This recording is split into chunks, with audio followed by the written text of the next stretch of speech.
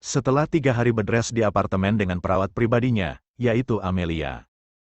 Hari ini Smith mulai bekerja seperti biasanya. Pagi ini Amelia melayaninya seperti seorang istri pada suaminya. Dia menyiapkan pakaian kerja Smith. Setelahnya dia pergi ke dapur sekedar menyiapkan sandwich sayur kesukaan Smith. Dia tahu karena beberapa kali dia melihat tuannya itu sarapan dengan sandwich sayur dan daging asap. "Amel," teriak Smith dari lantai atas. Dia pasti sudah selesai mandi dan ingin berpakaian. Amelia berlari menaiki tangga dengan kaki mungilnya. Dia harus cepat sebelum pria itu memanggilnya untuk yang kedua kali. Amelia masuk ke dalam kamar. Dia mendapati Smith yang tengah duduk hanya dengan celana boxernya. "Kenapa lama sekali? Dari mana?" "Dari dapur tuan, menyiapkan sarapan," jawab Amelia, membuat Smith tersenyum senang karena Amelia tahu betul apa saja kebutuhannya. "Sekarang bantu aku bersiap," ucap Smith tegas. Dia bangkit dan Amelia segera memulai perintah pria itu.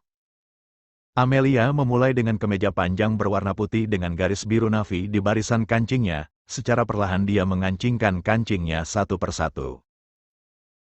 Selesai, dia memasangkan celana bahan dan memasangkan dasi berwarna biru navy dengan motif garis-garis, lalu jas berwarna senada sebagai sentuhan akhir.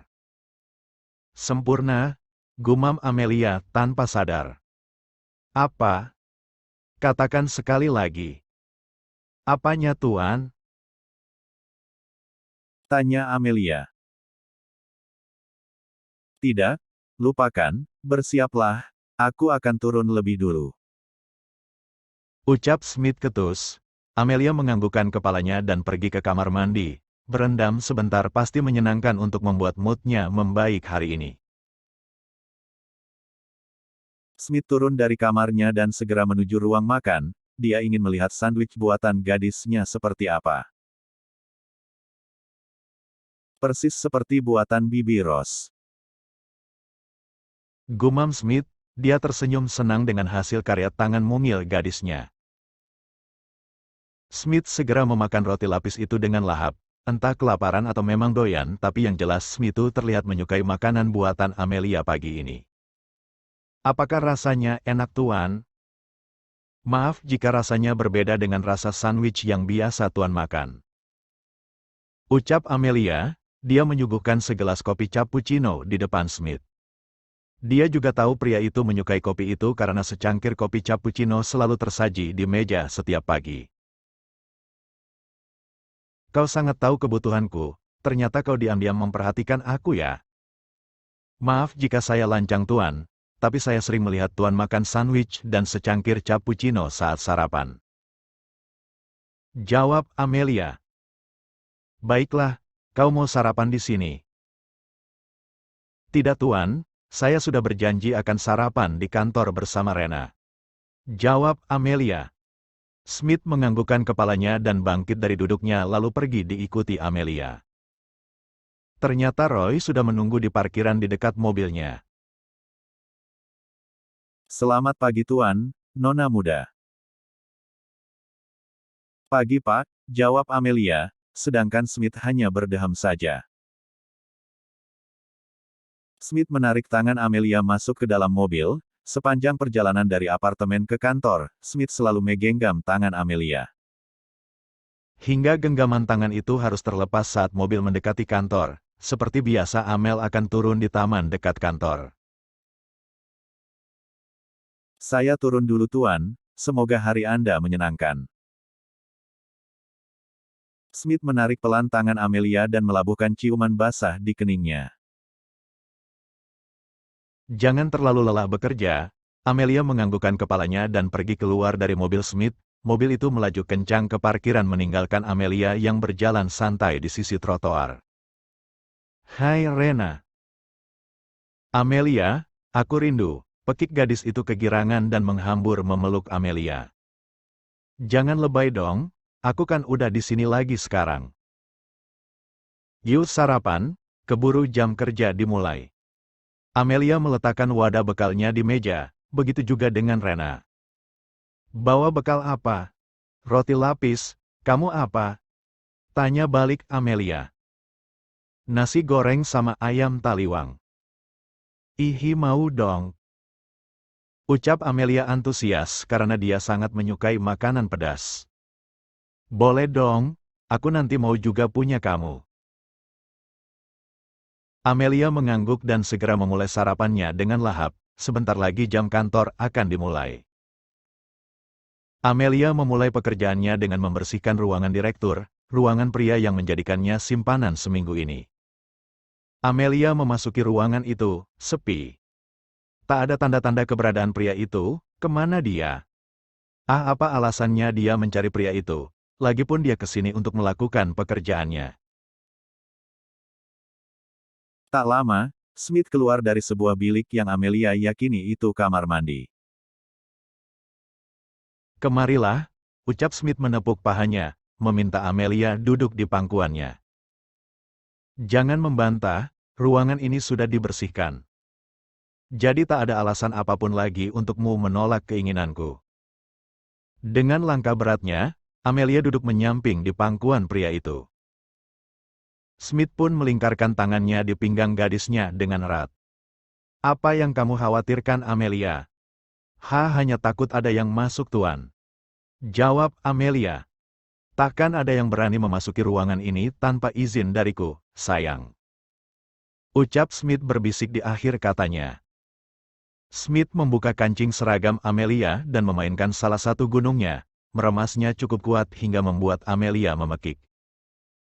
Tuan, jangan di sini, ini kantor, lagipun kalau kita melakukannya di sini saya khawatir orang akan curiga melihat cara saya berjalan.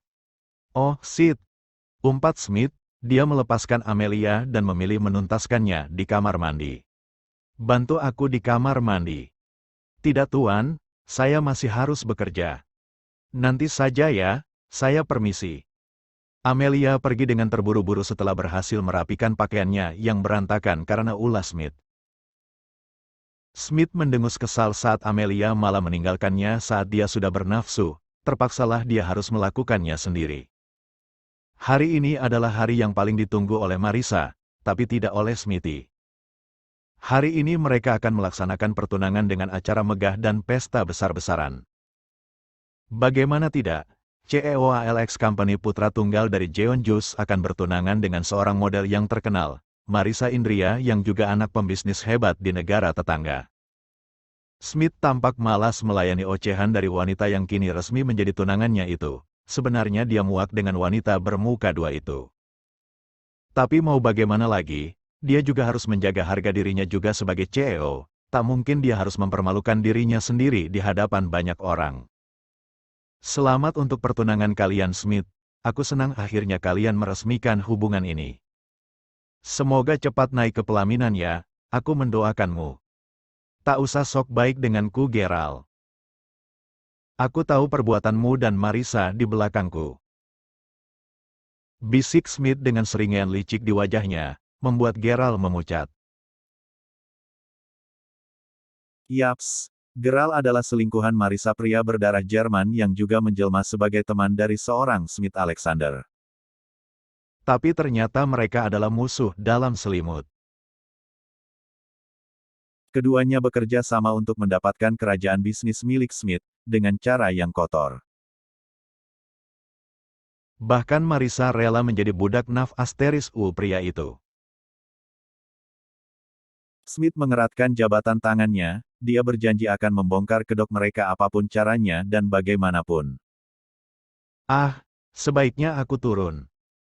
Aku tak mau mengganggu keromantisan kalian berdua, aku permisi. Ucap Gerald. Smith tidak buta, dia bisa jelas melihat bagaimana ekspresi Marissa saat pria itu mendatanginya. Wajahnya menegang seperti takut terjadi sesuatu, apalagi saat melihat tatapan membunuh dari pria yang menjadi tunangannya itu. Tapi saat Gerald akan turun mereka terlihat curi-curi pandang, Marissa terlihat memberikan senyum manisnya untuk Gerald, dan pria itu hanya membalasnya dengan kedipan mata genit. CKK wanita penjilat dan pria doyan selang Asteris ngan, mereka sangat serasi. Gumam Smith, dia berdecak sebal melihat kedua orang itu yang pintar berdrama itu. Akan aku pastikan kalian berdua takkan punya muka untuk tampil di hadapan publik, setelah aku membongkar semuanya, lihat saja nanti tikus-tikus kecil. Batin Smith, diiringi seringan jahat di wajahnya. Tapi sekelebat dia melihat Amelia yang sedang membawa baki berisi gelas-gelas minuman untuk para tamu undangan. Amelia menatapnya sekilas dan menyunggingkan senyum termanisnya untuk Smith. Sungguh demi apapun Smith merasa sangat bersalah pada gadis itu. Amelia kembali menatap ke arah Smith yang masih berdiri di atas pelaminan tempatnya saling bertukar cincin dengan kekasihnya. Ada raut kecewa di wajah Amelia, mau bagaimanapun dia tak bisa membohongi perasaannya sendiri. Dia merasa sakit saat pria itu tengah bertukar cincin dengan gadis lain, dan itu adalah pria yang belakangan ini mengisi kekosongan hatinya. Luas atau sempit, pria itu telah mengisi relung hatinya yang paling dalam. Dia sadar harusnya dalam hubungan ini tak perlu melibatkan hati dan perasaan, jika terjadi inilah akibatnya. Buru-buru dia memutus pandangannya dan kembali ke belakang untuk mengambil minuman lagi. Tapi langkahnya tiba-tiba terhenti saat ada tangan yang mencekalnya dari belakang. Amelia berbalik dan dia melihat pria yang membuatnya bersedih dan patah hati ada di sini, menatapnya dengan tatapan khawatir. Sedetik kemudian, Smith menarik tangan Amelia ke dalam ruangan kosong. Tanpa berbasa-basi, Smith, "Kenapa Tuan ada di sini? Nona Marisa pasti akan mencari Anda, sebaiknya Anda segera kembali," ucap Amelia saat pelukan Smith terasa melemah. "Kau kecewa denganku, Amelia?" tanya Smith, dia membingkai wajah cantik gadis simpanannya. "Tentu tidak Tuan, seperti yang Tuan bilang. Dalam hubungan ini jangan melibatkan perasaan kan, saya melakukannya. Lagipun kenapa saya harus kecewa? Dari awal saya tahu, kalau Tuan sudah memiliki kekasih," jawab Amelia, tersenyum simpul. Sejujurnya, Smith sangat kecewa dengan jawaban Amelia. Tadinya dia berharap gadis itu cemburu melihatnya bersanding dengan wanita lain. Tapi kenyataannya tidak sama sekali, tapi memang mata Amelia tak bisa berbohong. Smith kembali memeluk Amelia, membiarkan gadis itu bersandar di dada bidangnya. "Kamu pulang ke apartemen ya, mulai sekarang kau tinggal bersamaku di apartemen." "Jangan membantah, nanti aku menyusul," ucap Smith. "Bagaimana jika Nona Marisa berkunjung ke apartemen Anda Tuan? Saya takut."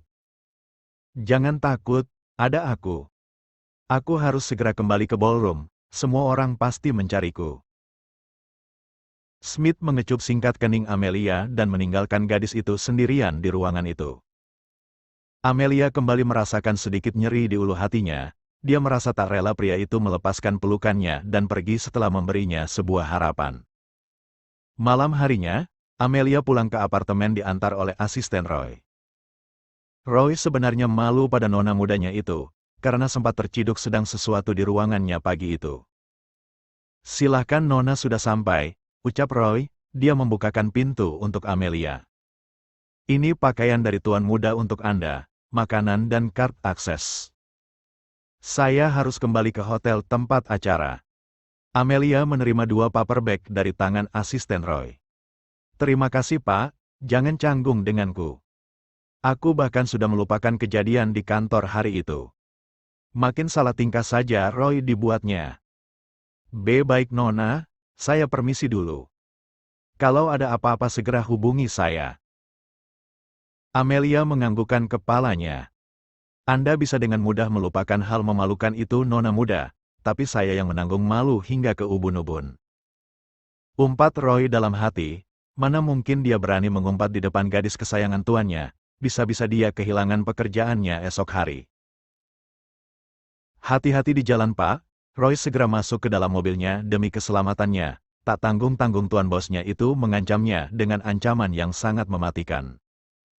"Jika berani menatap Amelia lebih dari 5 detik, ku pangkas abis burungmu itu Roy."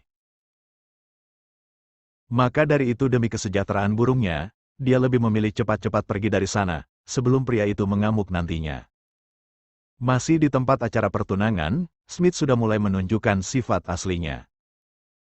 Dia mengacuhkan Marissa di hadapan teman-temannya sosialitanya. Smith sangat muak saat ini. Dia ingin segera pulang dan bermanja dengan gadisnya di apartemen, tapi sepertinya ini takkan berlangsung sebentar karena teman-teman Marissa sangat banyak. Tunanganmu cakep bener, Sa. Beruntungnya jadi Marissa bisa dapetin Tuan Smith. Kasih tips dong gimana caranya luluhin hati pria dingin, ucap yang lainnya. Gak ada tipsnya sih, Say. Cuma modal tampang doang kalau aku mah. Jawab Marissa membanggakan dirinya sendiri. Iya sih, kamu emang cantik. Cek kakak, jadi jalang aja kau bangga. Rutuk Smith dalam hati, dia sudah bad mood dengan situasi ini. Roy datang dengan wajah datarnya, inilah kesempatan untuk Smith melarikan diri dari obrolan rempong wanita-wanita binal itu. Aku akan pergi bersama Roy, silakan lanjutkan saja. Ucap Smith datar, lalu pergi meninggalkan para wanita itu. Dingin banget sih, Sa. Dia emang gitu, kalau cuma sama aku dia manjanya kebangetan. Jawab Marissa mencoba tenang, meski dalam hati dia mengumpati pria itu. Smith mendekati Roy yang sedang memakan kue putu. Entah dari mana pria itu mendapatkan kue tradisional seperti itu. Yang jelas bukan dari sini karena makanan di sini hanya ada makanan barat. Roy, panggil Smith mengagetkan Roy, dan dia tersedak kue itu hingga terbatuk. Roy mengambil segelas air dan segera meminumnya hingga tandas. Ada apa tuan? Kau sudah mengantarkan gadisku dengan selamat kan? Kau tidak melanggar ucapanku kan? Tanya Smith menyelidik. Tentu tidak tuan. Ayo pergi, aku ingin minum yang banyak hari ini. Ajak Smith. Tapi tuan. Menurut atau besok tak usah bekerja denganku lagi. Ucap Smith datar, tapi tatapannya begitu tajam. Baik tuan. Jawab Roy. Kedua pria itu pun meninggalkan acara yang masih berlangsung, terserahlah Smith tak peduli. Biarkan saja, ini bukan keinginannya.